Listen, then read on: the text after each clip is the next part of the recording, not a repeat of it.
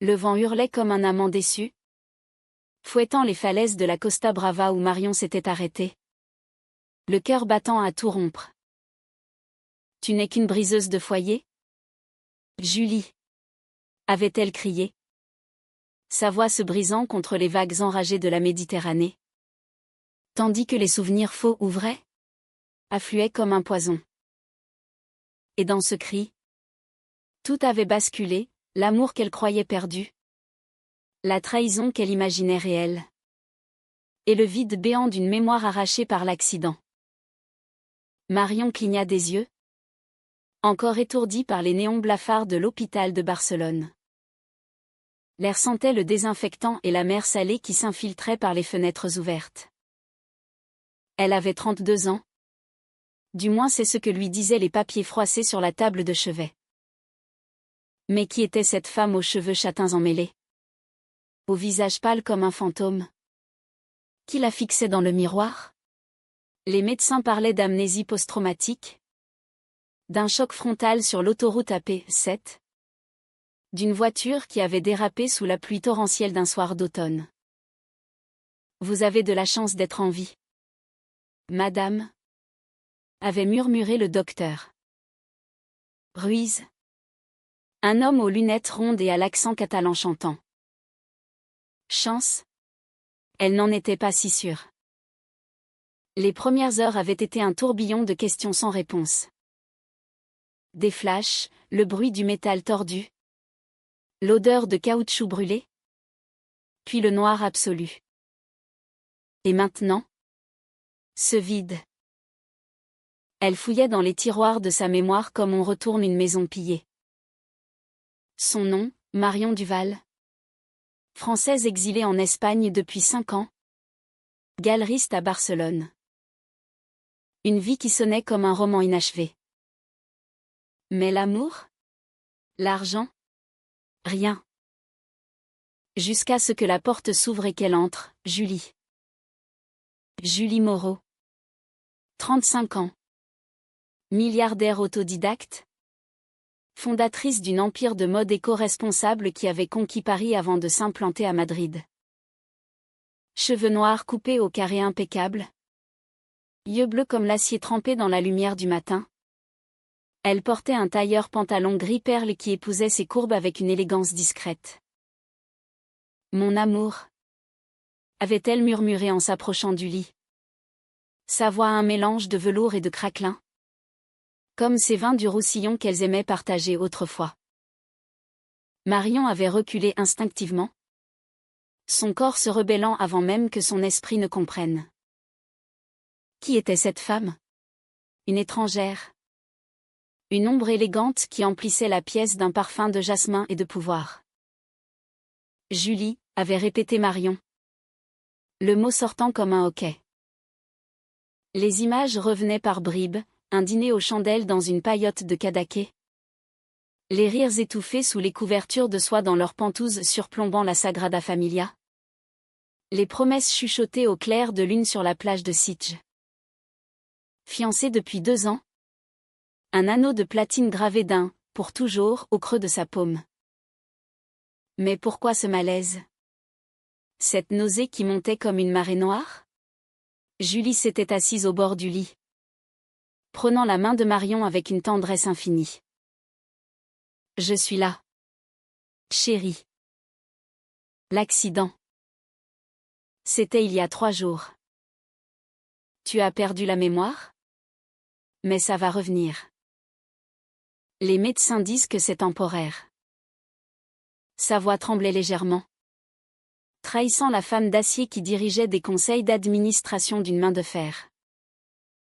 Marion avait retiré sa main. Un geste brusque qui fit sursauter l'infirmière dans le couloir. Ne me touchez pas. Je ne vous connais pas. Les jours suivants furent un ballet cruel de visites et de silence. Julie arrivait chaque matin, apportant des bouquets de roses trémières cueillies dans les jardins de Montserrat, des livres de poésie de Lorca aux pages cornées, des playlists de chansons de Rosalia qu'elles avaient dansées ensemble lors de fêtes privées. Elle racontait leur histoire comme un conte de fées moderne, la rencontre à une exposition d'art contemporain à la Fundació Joan Miró. Ou Marion, avec son œil aiguisé pour les toiles abstraites, avait critiqué une œuvre de Julie, une provocation qui avait allumé l'étincelle. Tu m'as dit que ma robe était une œuvre d'art ratée, mais que mon regard valait un Picasso, riait Julie, les yeux brillants. Marion écoutait, fascinée et terrifiée. Fascinée par cette femme qui semblait incarner l'essence de la passion espagnole tempérée par une grâce française née toutes deux à Paris. Exilée pour des raisons différentes, Julie fuyant un scandale familial. Marion cherchant l'inspiration sous le soleil catalan. Terrifiée parce que, la nuit, dans les limbes du sommeil, d'autres images surgissaient. Un visage masculin. Des murmures accusateurs, elle te vole tout. Marion. Julie. Cette briseuse de foyer. Qui a détruit ma vie avant la tienne? Était-ce un souvenir? Une hallucination née du trauma? Le 4e jour, Julie organisa une sortie. Allons à la plage. Comme au début. L'air de la mer t'aidera. Elles roulèrent vers la Costa Brava dans la décapotable rouge de Julie. Le vent salé fouettant leurs cheveux. Marion serrait les accoudoirs. Son cœur cognant comme un tambour de flamenco. À l'orée de mar, elles s'assirent sur le sable doré. Les vagues léchant leurs pieds nus. Julie sortit une boîte en velours, l'anneau de fiançailles. Tiens. Il était dans la voiture.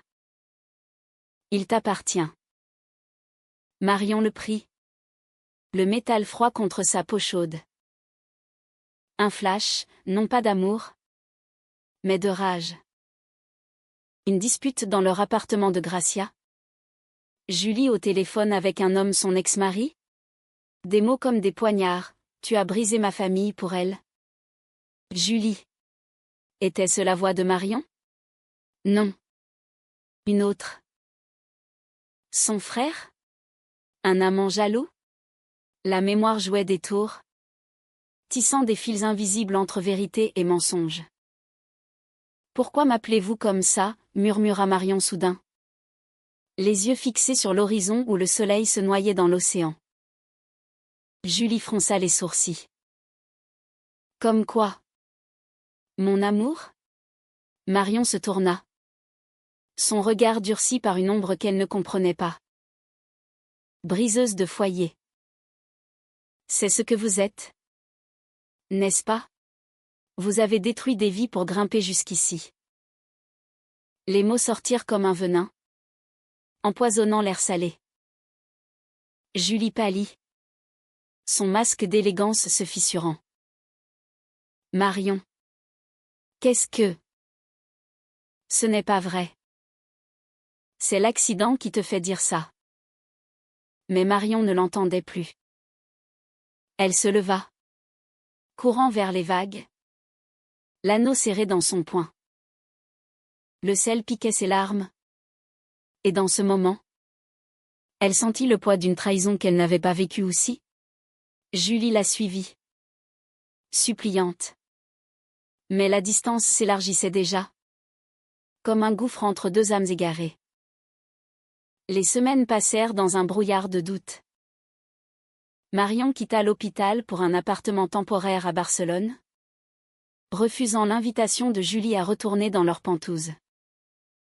Elle errait dans les ruelles du Bari gothique, visitant les galeries où elle avait autrefois exposé des artistes émergents, cherchant des indices dans les toiles aux couleurs vives. Une amie, Sofia, une peintre andalouse aux boucles rousses et au rire contagieux, devint son encre. L'amour. C'est comme un tableau abstrait. Marion. Tu ne vois pas tout d'un coup. Il faut laisser les couleurs se révéler. Sofia lui raconta des bribes, leur couple était l'envie de la scène artistique barcelonaise. Deux femmes fortes unies contre les ragots homophobes qui persistaient même en 2025. Julie. Avec sa fortune issue d'un héritage contesté et d'un génie entrepreneurial, avait financé la galerie de Marion. Un geste d'amour pur. Mais les rumeurs? Oh. Elle courait comme le Mistral, Julie accusée d'avoir séduit Marion loin d'un ex. D'avoir ruiné des familles pour son ambition. C'est du passé? Chérie. Avant toi. Elle a changé pour toi. Pourtant, les nuits étaient hantées. Marion rêvait d'un homme. Un fantôme aux yeux sombres. Qui hurlait, Julie m'a pris ma femme. Ma fille. Elle brise tout ce qu'elle touche. Était-ce le frère de Julie? Victime d'un divorce amer? Ou pire? Un souvenir implanté par le choc? Elle appela Julie un soir. Ivre de vin rouge et de confusion. Dis-moi la vérité. As-tu détruit quelqu'un pour m'avoir? Julie. De l'autre bout de la ligne? Depuis son bureau à Madrid? Sanglota. Jamais. Je t'ai choisi au prix de tout. Viens. Parlons. Elle se revire à Montserrat. Dans l'abbaye perchée sur les montagnes. Un lieu de pèlerinage où les nonnes chantaient encore en catalan. L'air était pur. Chargé d'encens et de mystère. Julie arriva en robe de lin blanc. Vulnérable comme Marion ne l'avait jamais imaginé. Elles marchèrent parmi les rochers torturés. Main dans la main pour la première fois depuis l'accident. J'ai perdu ma mémoire? Mais pas mon cœur? Murmura Marion. Il me dit que tu es ma maison. Mais ma tête. Elle crie trahison. Julie s'arrêta. Face à une vierge noire sculptée dans la pierre. Écoute. Mon amour. Avant toi. J'étais une ombre. Mon ex-mari. Un homme violent. M'a accusé de tout pour cacher ses propres fautes. J'ai fui à Barcelone. Et toi? Tu m'as sauvée. Elle sortit une lettre jaunie. Pliée avec soin, une confession écrite par l'ex. Avouant ses mensonges pour la discréditer. Marion la lut. Les larmes coulant sur le papier fragile. Était-ce la clé? Ou un nouveau mensonge? Le doute s'insinuait comme la brume matinale sur la Rambla. Enveloppant tout d'une humidité poisseuse. Marion rentra à Barcelone. La lettre de Julie brûlant dans sa poche comme un talisman maudit. Elle voulait y croire. À cette rédemption forgée dans les flammes d'un passé toxique. Mais les flashs persistaient, des images floues d'une dispute. D'une bague jetée par terre. D'un enfant pleurant dans l'ombre. Était-ce la fille de l'ex-mari de Julie? Une innocente prise dans la tourmente? Elle décida d'enquêter seule. Comme une héroïne de polar français exilée en Espagne. Sofia Leda. Fouillant dans les archives numériques de la presse people madrilène. Regarde ça. Dit-elle un après-midi pluvieux. Dans le café El Xampanier au mur tapissé de faïence. Un article de 2018, Julie Moreau. L'héritière déchue. Accusée de rupture familiale par son ex-époux. Les détails étaient sordides, un divorce houleux. Des accusations d'infidélité non pas de Julie. Mais de lui.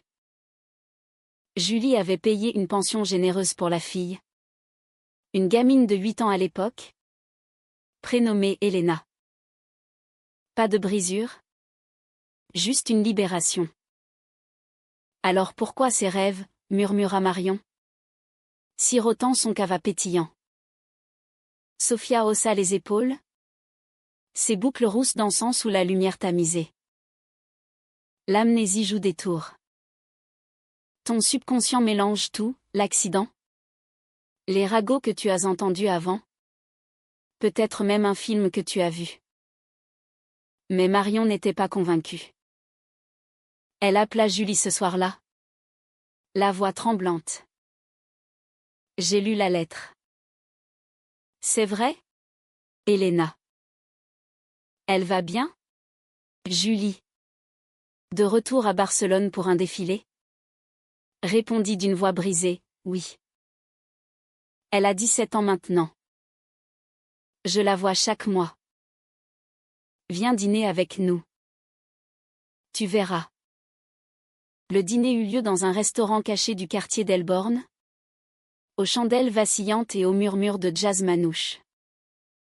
Elena était là, une adolescente aux cheveux noirs comme sa mère, aux yeux verts pétillants de curiosité. Tiens Marion, s'exclama-t-elle en l'embrassant, utilisant le mot espagnol avec une familiarité qui désarma Marion. Maman parle tout le temps de toi. Tes expositions? Tes idées folles sur l'art queer. Elles mangèrent des tapas patata brava épicées, gambas à l'ail et rire de souvenirs que Marion ne possédait plus. Julie observait, les yeux humides, sa main effleurant celle de Marion sous la table.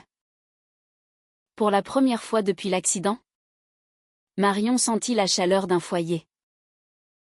Elena raconta des anecdotes, les Noëls à Madrid où Julie et Marion organisaient des ateliers d'art pour des enfants LGBTQ+ défavorisés. Une cause qui unissait leur amour à une mission humanitaire. Maman dit que tu es sa muse. Sans toi, son empire serait vide. Marion rougit. Le vin rosé aidant à dissoudre les ombres. Mais au dessert une crema catalana craquant un appel interrompit l'instant. Julie pâlit en voyant le nom, Marc. Marc? L'ex-mari. Il hurlait au téléphone, accusant Julie d'avoir saboté sa nouvelle affaire, de l'avoir ruinée par vengeance. Tu brises toujours tout. Salope. Marion entendit les mots. Et le flash revint, c'était sa voix. Dans un rêve devenu réalité. Elle se leva d'un bond, renversant son verre. C'est lui. Le fantôme dans ma tête.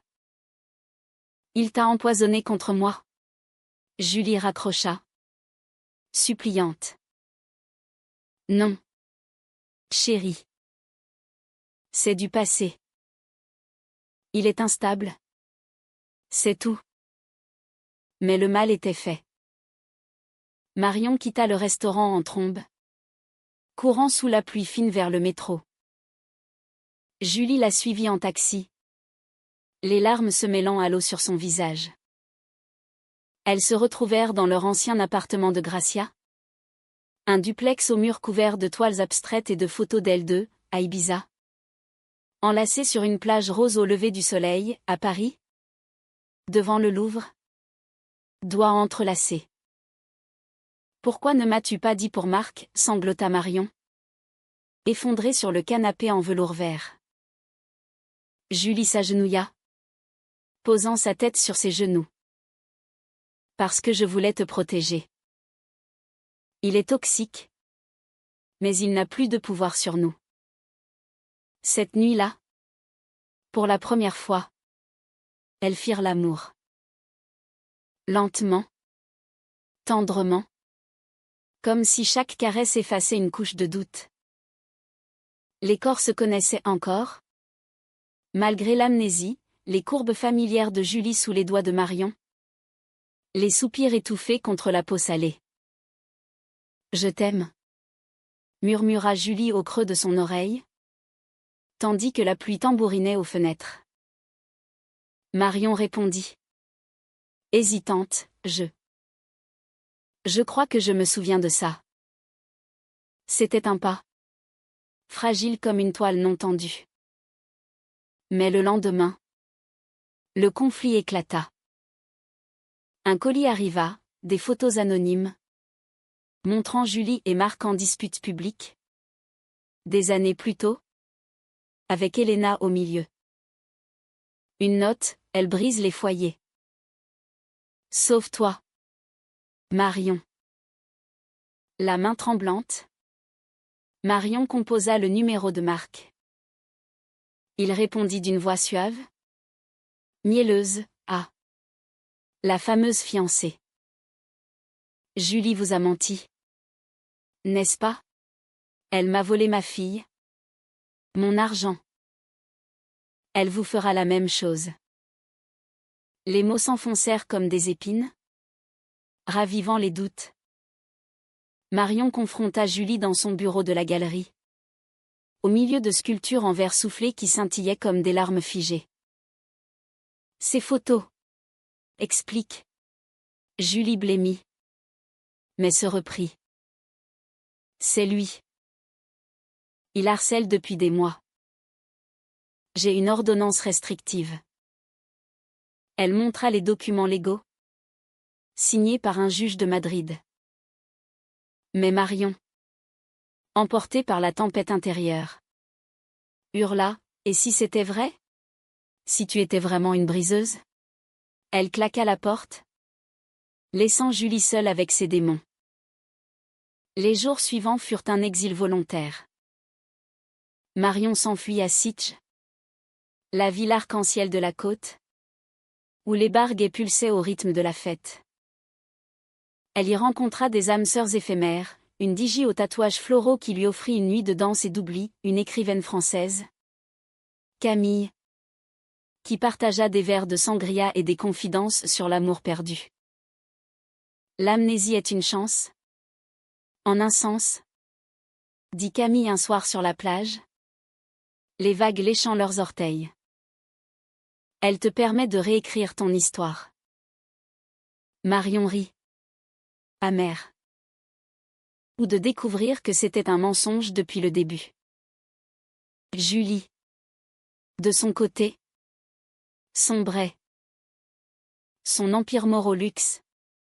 Avec ses collections de mode inspirées des motifs catalans et des poèmes de Baudelaire vacillaient sous le poids du scandale fabriqué par Marc. Les tabloïds espagnols titraient « La milliardaire et son amnésique, amour ou manipulation ». Elle passa des nuits blanches dans leurs pentouses, entourées des fantômes de leur vie commune, le lit king size où elles avaient conçu des rêves.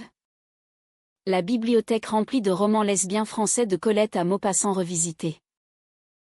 Elle appela Elena, qui pleura au téléphone, « Ramène-la. Maman. Sans elle, tu n'es plus toi. » Le point de non-retour arriva lors d'une exposition majeure à la Biennale de Barcelone. Marion y présentait une série d'œuvres sur la mémoire fragmentée. Inspirée par son trauma, des toiles déchirées, recousues avec des fils d'or, symbolisant la résilience queer.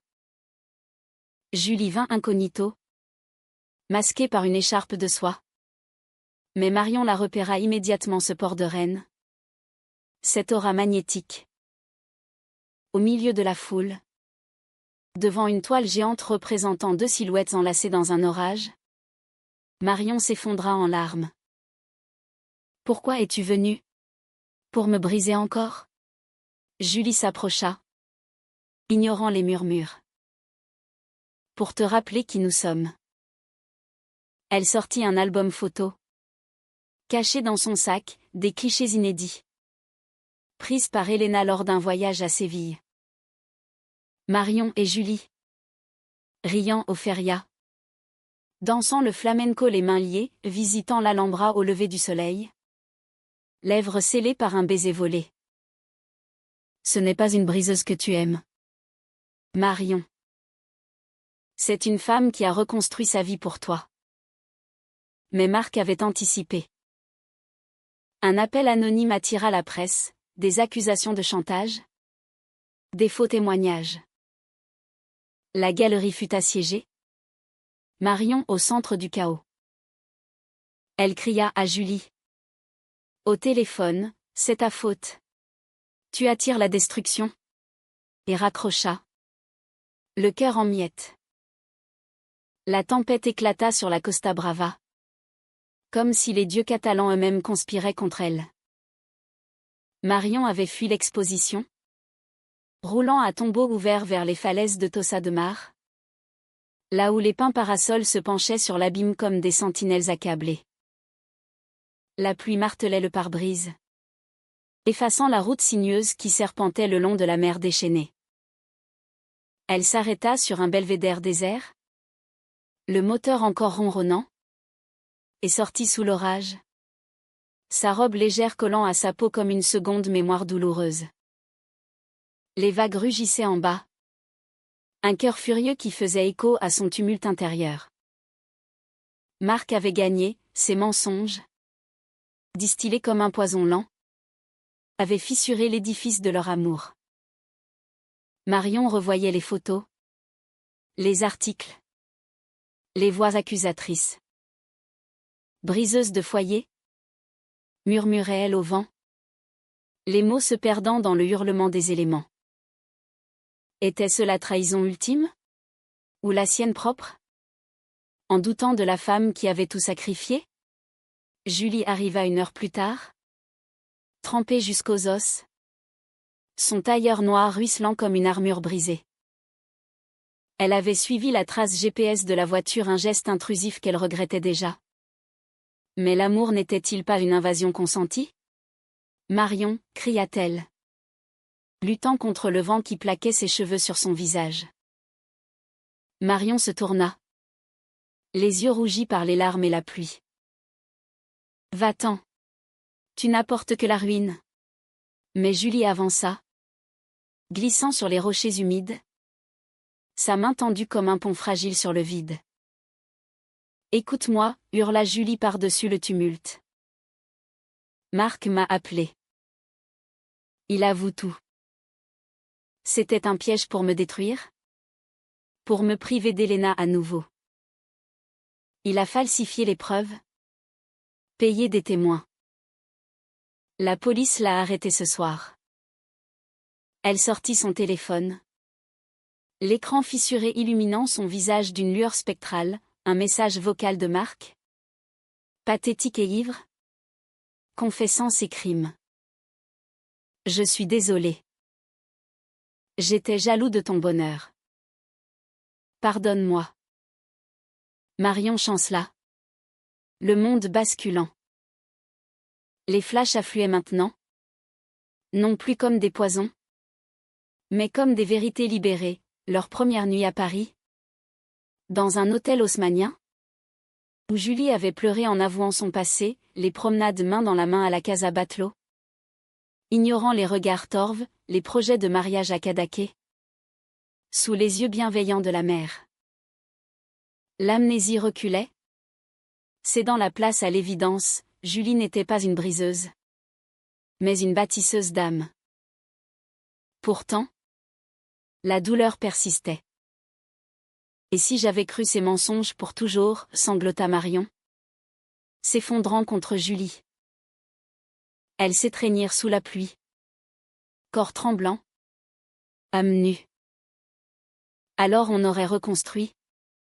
Comme toujours. Murmura Julie. Ses lèvres effleurant le front de Marion. L'amour n'est pas parfait. Il est humain. Chaotique. Comme cette côte sauvage. Elles rentrèrent à Barcelone au petit matin. L'orage apaisé laissant place à un ciel laiteux. L'appartement de Gracia les accueillit comme un refuge. Les murs imprégnés de leur histoire commune. Elena les attendait. Avec du chocolat chaud et des câlins maladroits. Vous êtes bêtes? Toutes les deux. Rit-elle, essuyant les larmes de sa mère. Pour la première fois, Marion serra l'adolescente contre elle. Sentant le fil invisible qui les liait, une famille choisie. Forgée dans le feu des épreuves. Mais le vrai Cao guettait encore. Marc, libéré sous caution, lança une offensive médiatique finale. Une interview explosive sur une chaîne madrilène, Julie Moreau m'a volé ma vie. Et maintenant? Elle manipule cette pauvre amnésique. Les images de l'accident, la voiture de Marion emboutie par un camion furent diffusées en boucle. Insinué comme une punition divine. La galerie de Marion ferma temporairement. Les sponsors fuyant le scandale. Julie, fidèle à son tempérament de lionne, contre-attaqua, une conférence de presse dans les jardins du Palo de la Musica Catalana. Entourée d'artistes queer et d'alliés. L'amour entre femmes n'est pas un scandale, déclara-t-elle. La voix ferme, tenant la main de Marion publiquement pour la première fois. C'est une révolution. Marc est un homme brisé par sa propre haine. Mais nous refusons d'être ses victimes. La foule applaudit. Des drapeaux arc-en-ciel flottant sous les mosaïques de Gaudí. Marion, à ses côtés, parla pour la première fois de son amnésie. J'ai perdu mes souvenirs. Mais pas ma vérité. Julie est ma mémoire vivante. Les médias basculèrent. Des articles élogieux dans El País et Libération, l'amour triomphe sur la côte catalane.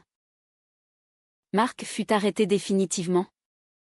Condamné pour diffamation et harcèlement. Elena, touchée par la vague, écrivit une lettre ouverte. Ma mère m'a sauvée. Pas détruite. Laissez-nous aimer en paix.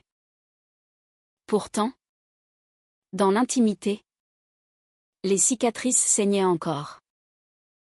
Marion et Julie passèrent des nuits à reconstruire, thérapie chez une psychologue lesbienne de l'Exemple, qui les guida à travers les labyrinthes de la confiance brisée. La mémoire n'est pas linéaire, expliquait-elle, avec un accent valencien doux. C'est un collage, comme un vitrail de la Sagrada. Elles rirent. Pour la première fois sans ombre, en visitant la basilique inachevée. Symbole d'elle-même, œuvre en perpétuelle construction. Un soir d'été, sous les guirlandes lumineuses d'une fête privée à Montjuic, Marion demanda Julie en mariage inversant les rôles. Un geste poétique. Veux-tu être ma briseuse de solitude? Pour toujours?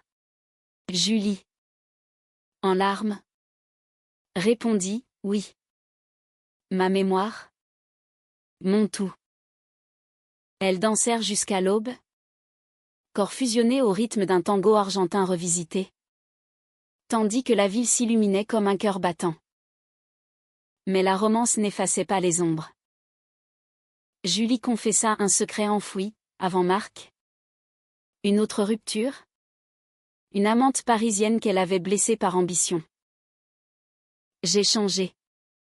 Grâce à toi, murmura-t-elle un matin, dans leur lit baigné de soleil. Marion l'embrassa, pardonnant non pas pour l'oubli, mais pour l'avenir. Leur amour, humain et imparfait, s'épanouissait dans cette vulnérabilité. Un baume sur les plaies du passé. L'automne revint sur Barcelone, drapant les rues de feuilles ocre et de mélancolie douce, comme un poème de Verlaine exilé en Catalogne. Marion et Julie, fiancées à nouveau cette fois avec une bague en or rose sertie d'un saphir catalan, naviguaient les eaux calmes après la tempête. La galerie rouvrit sous un nouveau nom, Mémoire fragmentée. Une exposition collective sur l'identité queer et la résilience, financée par la fondation de Julie. L'étoile de Marion trônait au centre, des portraits d'amantes enlacées. Leurs visages estompés comme des souvenirs en voie de réformation. Elena s'impliquait désormais, assistant à l'atelier comme apprentie.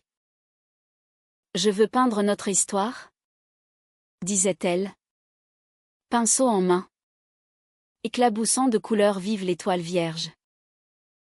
Marion souriait, voyant en elle un écho de sa propre renaissance.